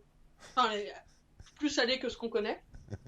On sent bien le goût du Cantal, mais c'est pas non plus trop prononcé comme du comté ou du gruyère savoyard, ce que j'avais essayé avec mes premières brochettes. Mm-hmm. Donc c'est pas trop mal, mais c'est pas le goût qu'on connaît du restaurant. Maintenant, je goûte elle, qui je pense est... Autre chose. Du coup, c'est peut-être les dames d'abord, du coup. Pardon. Hmm. Quel suspense. Hmm. C'est trop fort en goût. Ça me déçoit. Bon, Ah. bon, bah Là, c'est voilà. non. Alors, Ensuite- ça va être celle à l'emmental la plus proche finalement. Alors, attends. Ça, La c'est plus le bête. Gouda. Le Gouda, il est pas en forme. Non, non, là, ça fait peur à regarder. Mais non, c'est grillé, c'est bien. Mais je sais pas ce qu'il y a, Canard, mais tu soutiens de manière totalement, sans aucune réserve et totalement inconditionnelle Sauvan. On en reparlera en Ah antenne. non, hein. non, je soutiens totalement le fromage grillé. De manière Mm. inconditionnelle, totale et absolument irrépressible. Le fromage. Alors, au Gouda, les faites pas au Gouda. Voilà. Ça, c'est fait. Ça, c'est Voilà, clair. ça, c'est dit. Voilà. Ok. Ah, ah, Mm. Je pense qu'ils utilisent de l'emmental. Donc tout ça, pour une réponse qui avait l'air évidente depuis le début. Ouais. Mais- De l'emmental, donc d'accord. Bon, bah écoute, merci. Ouais. Merci. Tu nous confirmes ça tout à l'heure. On va redonner la parole à Matt et à Brial sur justement l'évolution du jeu vidéo et de la vie d'Abrial en parallèle. C'est beau. Ouais, et je vais faire une dernière question parce qu'il y a Seth qui attend derrière, on va lui laisser un peu de temps. Donc par rapport à Dontnod, je pense que le studio peut envisager l'avenir avec sérénité. Il y a plein de projets, je pense que les gens peuvent aller suivre sur les réseaux et sur les internets, comme on dit. Mais il n'y a pas que Dontnod en France, il y a plein de studios qui en ce moment, ces dernières années ont explosé. Je pense à Kiloton, je pense à Dotemu qui sort Street of Rage 4 le 30 octobre, la semaine prochaine. Ouais. Je pense à Zobo, à Bordeaux, à Quantic Dream, à Kiloton, enfin, je ne sais plus si je l'ai déjà dit. Ouais, Est-ce on, que- on dirait pas avec tous ces noms, mais ce sont bien des studios français. Hein. Oui, Voilà, oui, dire tout- quand même. Des studios français qui... Il y a Shiro Games aussi. hein. Voilà, Shiro Voilà. Games. Bon, non, mais la liste est longue, hein, la liste est très longue. Oui, il y a Je un peux vrai te spécifier. vivier, hein, comme tu dis. Et hein. Abriel, toi qui es un peu au centre de tout ça, est-ce que tu peux dire qu'en ce moment, le jeu vidéo français se porte bien? Je crois qu'il s'est jamais aussi bien porté, hein, c'est clair. Et on a vraiment de la chance aujourd'hui d'avoir beaucoup déjà des belles écoles. Donc pour ça a été aussi un long chemin pour qu'il y ait des gens qui montent des écoles et montent des bons cursus de formation très importants. C'est vrai qu'on en parlait beaucoup dans l'animation parce que c'est vrai qu'on beaucoup de talents français en animation sont partis à l'étranger et sont revenus aussi. Mais dans le jeu vidéo aujourd'hui, on peut vous dire qu'on a des très très belles écoles et grâce à ça, ça a permis aussi de créer des belles équipes et ultra talentueuses. Et je pense qu'aujourd'hui, c'est vrai que là, tu vois, il y avait cette fameuse cérémonie des Pégases. Et on a pu voir vraiment la diversité, vraiment l'essence de cette multiplication de talents, de studios et de jeux vraiment très variés qui sont aujourd'hui créés en France. Et c'est Et aussi dans des grâce- genres très différents en beaucoup plus. de volonté, hein, de gens qui. On a aussi grâce aussi au CNC qui nous a aidés. Qui Le SNJV, oui. Le SNJV le SNJV qui a toutes ces actions. Nous, le crédit d'impôt qui on a mis en place depuis 2006. Donc effectivement aussi, ça a permis de donner de l'élan à des créateurs. Lui qui partent à l'étranger et monter leur studio, ils pouvaient le monter en France. Et ça aussi, c'est important parce qu'il faut qu'il y ait des studios qui se montent. Il faut qu'il y ait aussi qu'il y ait de l'innovation, qu'on ne soit pas non plus à être toujours sur les mêmes types de jeux. Ouais. Aujourd'hui, Et, on a une très belle image des studios en France et de création. Le Et scénario. justement, au-delà, Vas-y. au-delà de l'aspect technique, purement technique dont tu parlais avec la formation dans les écoles, etc., il y a aussi ce qu'on a longtemps appelé la French Touch, Ouais, c'est ça. de créativité, de touche française, en fait, qui est assez exceptionnelle, en fait. Ouais, mais j'aime pas trop parler de French Touch parce que c'est vrai qu'à l'époque, un peu. C'était le Ouais. terme, le C'est Graal. lié à une crise, Ouais, en ouais. fait. C'était Ouais, bien c'était sûr, mais dommage bon. parce que c'est vrai que c'est vrai qu'on en parlait beaucoup pour la musique électronique, etc. Mais oui, il y a une génération de créateurs en France dans les années 80-90 qui s'est un peu épuisée en fin 90 parce que voilà, on a eu des problèmes économiques. Mais voilà, qui est revenu depuis 10 ans, on peut être fier qu'on a une vraie touche, mais une touche aussi qui est plus multiculturelle et qui est internationale. Donc on a Est-ce que les studios ont toujours un cycle de vie aussi compliqué? C'est-à-dire qu'on embauche pour un jeu qui va durer 3 ans et qu'il faut rapidement avoir un autre projet en développement Parce que sinon, on a l'équipe qui est salariée, qui risque avec des charges à payer. Est-ce que c'est toujours aussi compliqué? Est-ce qu'un jeu peut toujours mettre un studio en faillite? Est-ce que un jeu qui réussit trop, faut arriver à gérer ce succès justement pour faire grossir le studio comme il faut, mais pas passer tout de suite à un titre trop démesuré, sinon on peut se planter tout de suite après sur le suivant, il faut monter les marches une après une. Est-ce que les mécaniques qui étaient finalement difficiles, les dangers d'il y a 10 ou 20 ans, qu'on a connus au début du jeu, sont toujours là? Il y a toujours un risque de toute façon. Maintenant, par rapport à 10 ou 20 ans, ce qui a changé, c'est que d'une part, tu vois, la distribution digitale permet aux studios vraiment de toucher directement un public. Ouais. Il y a des éditeurs aussi spécialisés qui sont maintenant. C'est plus comme à l'époque, tu avais un éditeur qui pouvait tout financer. Maintenant, le studio peut aussi cofinancer une partie et travailler aussi en édition avec un autre partenaire. Oui, il y a du Quickstarter. Tu peux un peu dérisquer, on va dire, ton projet. Alors effectivement, tu es toujours à risque parce qu'on est dans l'entertainment et que si tu touches pas un public et que tu touches pas ton public, oui, tu peux te planter, c'est sûr. Mais on a vu, je pense, moi, ce que j'ai vu depuis 10 ans, il y a quand même eu moins de cassage qu'à l'époque, parce que justement, on a mis en place beaucoup d'aide, on a encadré, tu vois, les clusters qui sont montés dans chaque région en France. On a Capital Games à Paris, tu as Bordeaux Games du côté de Bordeaux, tu as l'Association du Nord, etc. Ça a permis aussi de donner un cadre à des jeunes créateurs, à des petites équipes, de les aider, et puis justement de leur donner aussi des outils pour pouvoir justement passer le cap du premier jeu, du deuxième jeu, s'organiser pour la suite. Et ça, c'est très important. Et effectivement, si tu veux capitaliser sur un succès, capitaliser sur une équipe, tu n'as pas le choix, il faut s'organiser, il faut anticiper. Et nous, voilà, c'est vrai que nous, on est chez Capital Games aussi, on est dans des associations de la SNJV. Il y a beaucoup d'ententes, beaucoup de discussions entre studios, on est là pour tout changer. Il faut s'entraider, c'est ça qui est important. Et tu peux nous dire sur quoi tu bosses aujourd'hui ou c'est secret? On bosse sur beaucoup de projets. D'accord. On réfléchit bientôt. Voilà. Il a répondu, hein, il n'a pas dit c'est secret, il a répondu.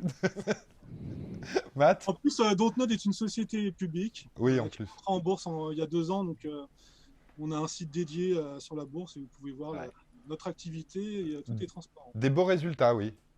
Merci. Matt? Surtout de très beaux jeux. Oui, totalement. Très beau talent chez Dontnod. Précisons ce qui est intéressant. Ceci expliquant cela, oui. Oui, ce qui est intéressant aussi, et ce qui m'avait beaucoup touché à Brial sur le site de Dontnod, c'est le fait qu'il y a vraiment cette logique d'auteur qui est mise en avant.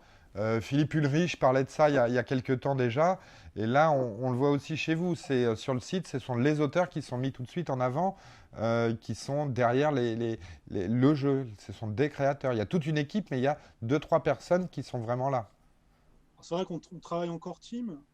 Tu vois, sur la Life is Strange, tu avais Raoul, Michel et Jean-Luc qui est vraiment le trio, mais derrière c'est toute une équipe. C'est ça aussi, oui. Personnes, et voilà, qui suivent. Et justement derrière, ces équipes vont aussi pouvoir, derrière, grâce à l'élan des core teams, créer aussi leur propre jeu. Alors c'est vrai que, par exemple, tu sais, à l'époque, Electronic Arts, les premiers jeux d'Electronic Arts mettaient toujours leur créateur en avant, oui. Le programmeur, le graphiste, alors c'était toutes petites équipes. Mais c'est important qu'on ait des visages derrière des créations. C'est important de dire que voilà, c'est des équipes qui travaillent dur, longtemps, et aussi qui ont une satisfaction énorme quand ils ont un public qui leur dit merci, vous m'avez fait rêver, vous m'avez donné une expérience inoubliable. Et c'est ça la satisfaction. Et quand tu vois les équipes, quand ils voient les messages des gens sur Twitter, etc., c'est super gratifiant. Il n'y a pas plus beau comme cadeau, je trouve. Totalement, oui. Et voilà, c'est très important, voilà, que les gens soient reconnus et que les équipes soient reconnues derrière une marque. Il y a des gens, il y a des hommes et des femmes et beaucoup de talent. Donc voilà, ça c'est très important aussi pour nous et on laisse beaucoup de créativité. Il y a de la vie et des sentiments. Très important.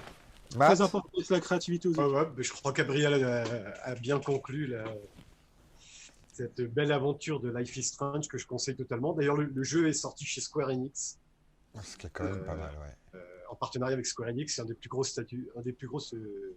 éditeurs japonais au monde. Et on vient de sortir donc Life is Strange 2 au Japon, justement.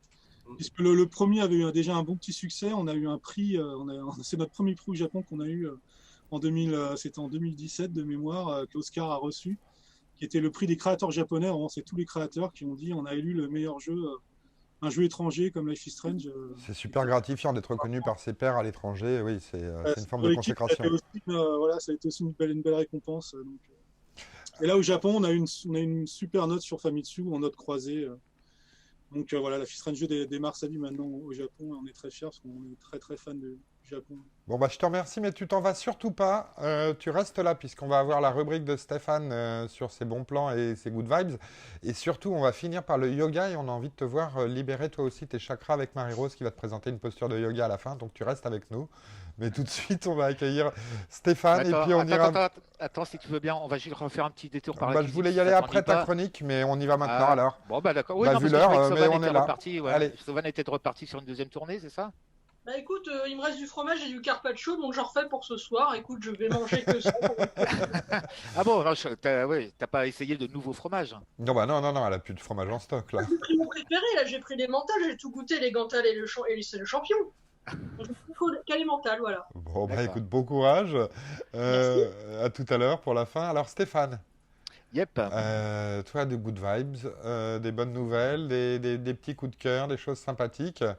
Oui. Je- Oui, parce que voilà, on a suffisamment de raisons d'être triste ou de s'embêter en ce moment. Donc j'avais envie de vous donner des bonnes nouvelles pour changer un petit peu, on va dire. Au début, je voulais faire les bonnes nouvelles de la semaine et puis il n'y en avait pas assez, alors je suis remonté sur le mois entier. Ça va être les bonnes nouvelles du mois d'avril. Et allez, Non, mais c'est vrai que Je vois pas de quoi tu parles, hein. moi non plus. Non, mais c'est vrai qu'en cette période de confinement, voilà, ça fait du bien aussi de voir un petit peu le bon côté des choses quand il y en a.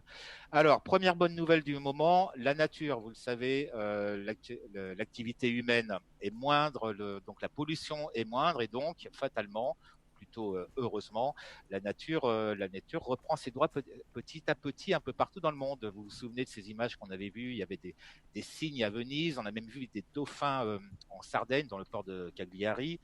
Vous vous souvenez tous de ce couple de pandas qu'on avait vu enfin s'accoupler après des années de cohabitation où ils n'osaient pas parce qu'il y avait trop de visiteurs dans le zoo. Ils doivent être un peu pudiques, les pandas, il faut croire. Je vois qu'après les- YouPorn, on passe aux animaux, Steph. Voilà, c'est ça. Non, juste comme ça, très très rapidement. Non, voilà. Ce qui est intéressant, c'est ce qu'on a vu ces derniers temps. Alors, par exemple, en Thaïlande, sur les plages de Thaïlande, il y a une.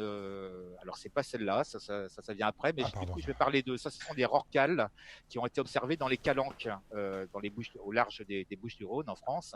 Le rorqual, c'est le deuxième plus grand animal du monde, hein. Il peut mesurer jusqu'à 20 mètres de long. Et il n'avait pas l'habitude de venir aussi proche des terres. Là, ils sont deux. C'est soit un couple, soit simplement des amis, on ne sait pas, qui se sont approchés très très près des terres. On voit les côtes derrière sur les images. Et voilà, c'est juste assez extraordinaire de les voir là. Ils ont été filmés par je ne sais plus par qui. C'est écrit en bas de la vidéo. J'ai oublié son nom. Ulam 13. Voilà, Ulam 13, c'est eux. Et donc c'est intéressant de voir qu'effectivement, ils profitent de l'absence d'activité humaine et d'activité marine en France pour s'approcher de nos côtes. Mais je reviens aux tortues de Thaïlande. Elles, c'est une espèce de tortue de mer, ce sont des tortues luttes. C'est une espèce de tortue de mer qui est une espèce menacée et qui revient. Il y a plusieurs nids qui ont été découverts sur les plages de Thaïlande et c'est une très bonne nouvelle pour la survie de cette espèce justement. On a, de retour en France, on a observé carrément un requin pèlerin en rade de Brest. Donc, je ne sais pas si vous êtes du côté de Brest, évitez d'aller vous baigner dans la rade, on ne sait jamais en ce moment. Et puis, Excuse-moi, je crois que les rues de Paris sont aussi remplies de poulets en liberté aussi en ce moment, non? de poulets, je ne sais pas, des rats, oui, ça on le savait depuis longtemps, qui doivent sortir, non, mais qui du coup n'ont peut-être plus rien à bouffer, les pauvres. Mais des poulets aussi, oui, ça dépend. Chaque samedi, en fait, il y a beaucoup de poulets qui font la loi. Ouais. Bref. Où est-ce que je voulais en venir? Après les animaux, oui, non, voilà, je vais revenir sur la nature qui reprend ses doigts. Et moi, une nouvelle qui m'a vraiment fait plaisir, c'est la petite photo qu'on va voir. Ça a l'air de rien. Est-ce que vous savez quelle montagne on voit là derrière au loin? Hollywood. Ouais! Non, pas du tout. Pas du tout, essayons. Non, c'est l'Himalaya. Et pourquoi c'est extraordinaire, l'Himalaya? On le voit, cette photo a été prise en Italie, précisons-le. Hein. Nord de l'Inde. C'est qu'il n'y a vraiment plus de pollution, il faut le savoir. Non, c'est vrai. Mais voilà, mais c'est exactement ça. D'habitude, de cet endroit-là, dans le nord de l'Inde, on ne voit strictement rien. Il y a une telle pollution, il y a un tel brouillard pollué qu'on ne voit absolument pas au-delà de quelques kilomètres. Et là, maintenant, depuis que l'Inde est elle aussi confinée, hein, c'est un peu partout dans le monde, eh bien, on voit voilà, le temps le temps se libère finalement et on arrive à voir l'Himalaya et on le voit apparemment, d'après ce qu'on dit, jusqu'à 200 km au loin, ce qui est juste absolument extraordinaire. Donc, alors, je ne sais pas s'il y aura un monde d'après, mais en tout cas, on espère que ce genre de petites choses-là perdurera et qu'effectivement, on fera un petit peu plus attention à ce qui nous environne et à ce qui se passe autour de nous. Autre bonne nouvelle du jour, voilà, là on était dans la nature, là on va venir chez les amoureux. Allez, c'est une toute petite nouvelle, je vais passer très vite sur celle-là, mais elle m'a fait marrer. Vous savez que New York, effectivement, est elle aussi confinée depuis longtemps, et le problème du confinement, c'est que beaucoup de gens qui avaient prévu de se marier se retrouvent un petit peu le bec dans l'eau. Ils peuvent pas se rendre à l'église, ils peuvent pas aller ou en mairie. Canard, un commentaire? Aucun. Tu avais prévu de se marier? Aucun. Je refuse de faire un commentaire sur les becs. D'accord. Et donc voilà, juste le gouverneur de l'État de New York, eh ben, qu'est-ce qu'il a fait, Monsieur Andrew Cuomo, qu'est-ce qu'il a fait? Il a juste publié un décret qui autorise les couples à se marier en vidéoconférence avec Zoom, Skype, etc. pour les gens qui ne sont pas ensemble. Il suffit d'avoir, un, évidemment, les deux mariés, deux, les témoins, et trois, le... Zoom. Oui, Zoom, bien sûr, non, mais la personne qui prononce le mariage. Pour les alliances, du coup. Oui, on n'a pas trouvé la solution encore. Mais voilà, il suffit que une imprimante 3D à côté de toi pour les Gabriel. Pas bête ça. Il suffit que tout le monde soit ensemble en vidéoconférence. La seule restriction, c'est que tout le monde doit être là en live, pas de vidéo préenregistrée. Mais sinon, à part ça, on peut dorénavant, à New York en tout cas, se marier en vidéoconférence. Voilà, c'est pas la grande nouvelle du siècle, mais ça m'a fait sourire de voir ça. Et puis troisième nouvelle, pardon. Oui. Celle-là, elle va concerner un peu la santé. On va être de retour en France. On a beaucoup dit que le Covid s'en prenait, enfin, était très très mortel auprès des plus fragiles et notamment les personnes âgées. Je voudrais quand même signaler qu'en France, il y a au moins 2 et sans doute beaucoup d'autres personnes très âgées qui ont survécu au Covid. Nelly, 97 ans, qui habite dans le Nord, a été guérie du Covid. Et puis là, on va la voir, Adrienne, là, qui est à l'image, entourée de son équipe soignante. Elle a bientôt 101 ans, c'est écrit sur le petit panneau qu'elle tient. C'est beau. Elle habite du côté de Lyon. Voilà, elle a été hospitalisée quelques jours du Covid. Elle est ressortie de l'hôpital après quelques jours.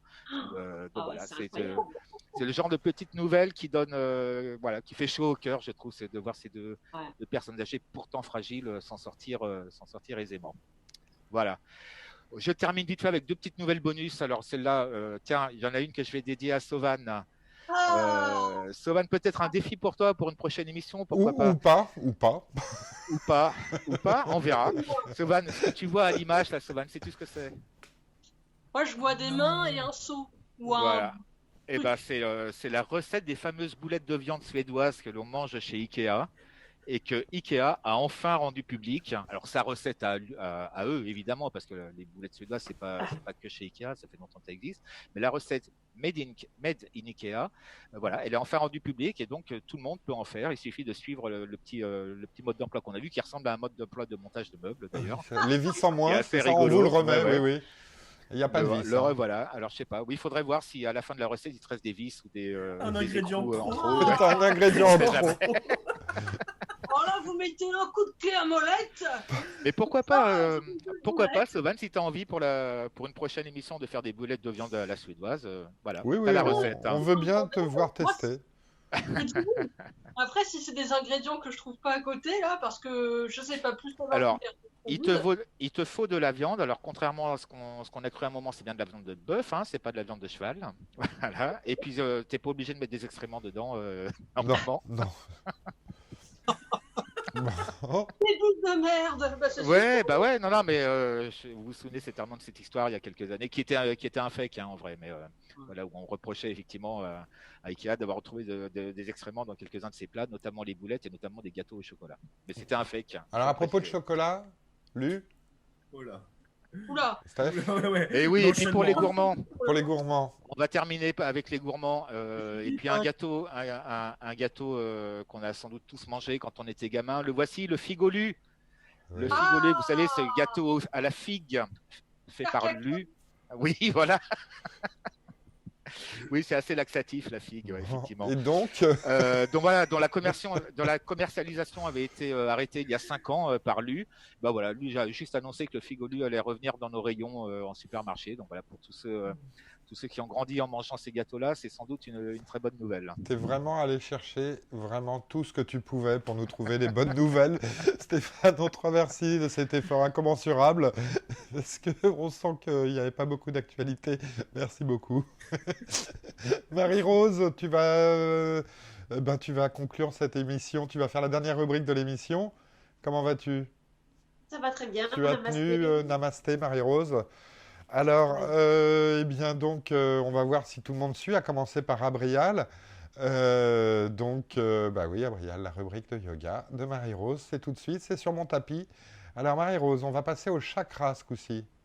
Voilà. Donc, on va entamer la nouvelle série des chakras. Mais avant tout, qu'est-ce qu'un chakra? Oui, qu'est-ce Eh qu'un oui. chakra?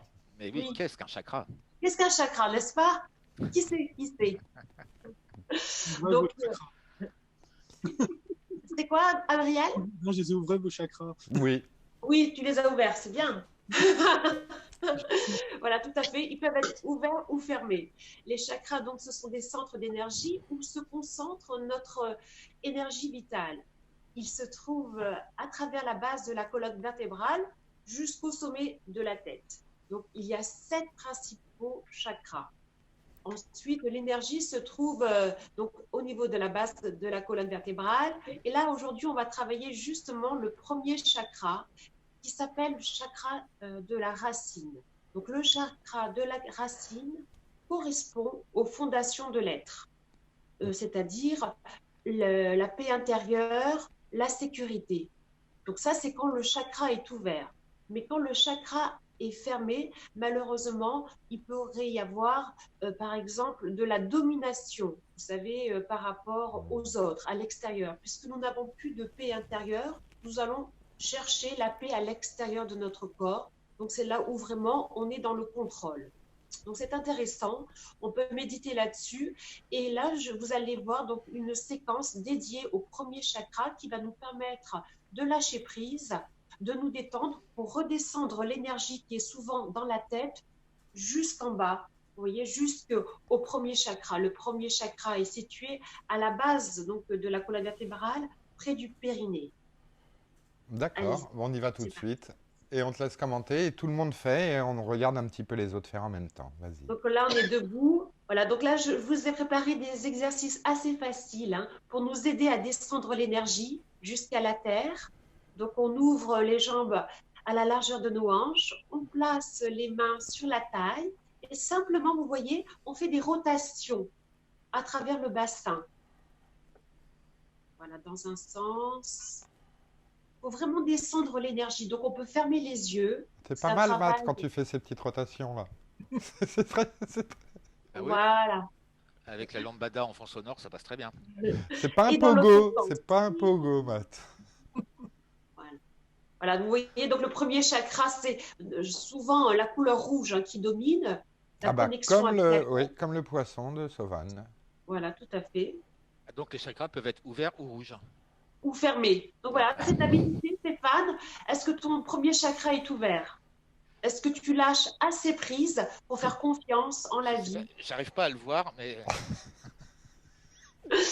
Alors, Je on cherche. continue, peut-être. C'est pas facile parce qu'on est souvent hein, sollicité avec notre mental. Donc, on n'a pas l'habitude hein, de chercher vraiment la paix intérieure, la connexion avec la terre. Voilà, donc c'est vraiment des rotations. Ouvre fort ton périnée, Stéphane, nous dit Canard. Important le périnée.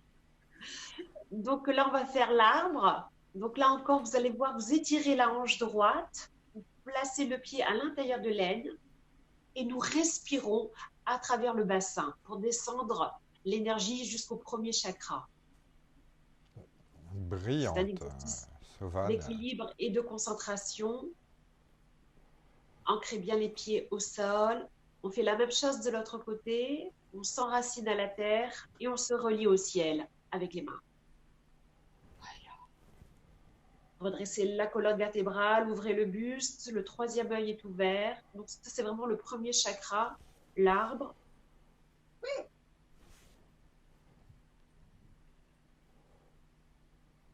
Très bien, Sauvane. Voilà. Ensuite, une nouvelle posture qui est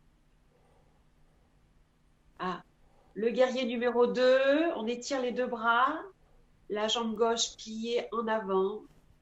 Vous ouvrez, vous voyez, on ouvre toujours cette hanche pour la libérer.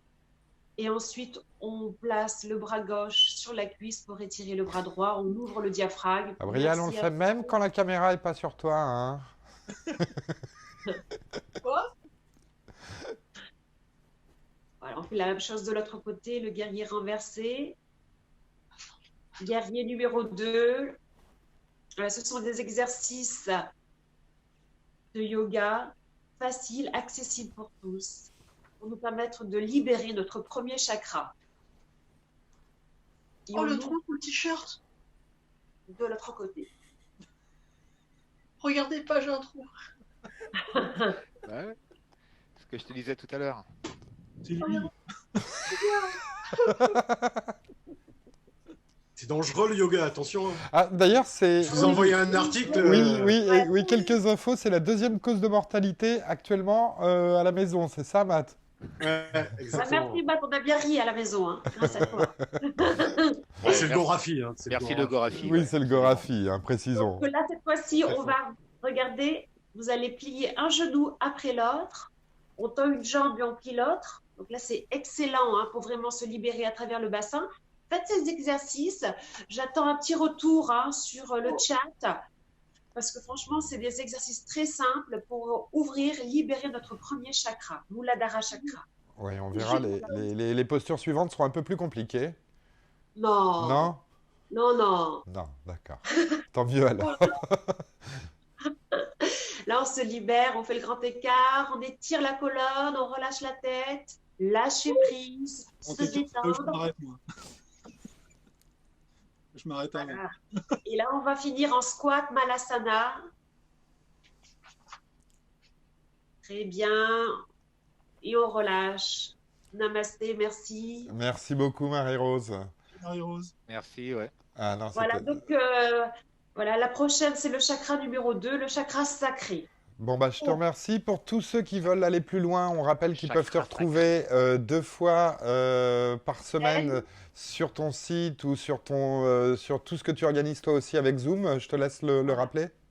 Donc, c'est tous les mercredis et tous les dimanches. Donc, le mercredi à 18h, nous avons Hatha Yoga de 18h à 19h. Et les dimanches, de 18h à 19h également, c'est le cours de méditation. Bah, je te remercie beaucoup. Merci à Abrial, vous. C'est noté. merci. C'est noté, c'est bon? Bah, merci beaucoup d'être venu, Abrial. Je vous Merci laisse... pour l'invitation. Bah écoute, à bientôt en tout cas. Merci. Et puis, je te remercie. Tu repasses dès que tu as des choses à nous annoncer. Sous peu, semble-t-il. Et, ou pas. Et on te souhaite une bonne fin de journée. Salut tout le monde! Merci. Ciao. Salut. Salut à Salut. tous. À la Salut. prochaine. Salut Matt, salut Sauvan, salut Canard, salut Steph, Merci à tous. salut Marie-Rose. Ciao, ciao. Salut, Bye. Salut à tous. Et voilà, On fait salon se termine. Merci beaucoup de nous avoir regardés. N'hésitez pas à liker, partager, vous abonner. Bref, faire circuler un petit peu l'émission si vous l'avez appréciée pour qu'on puisse tous continuer à vous amener des bons plans. On se retrouve mercredi en live sur Twitch et puis après vendredi. En attendant, on vous souhaite un bon week-end. On fait salon, ça se termine maintenant.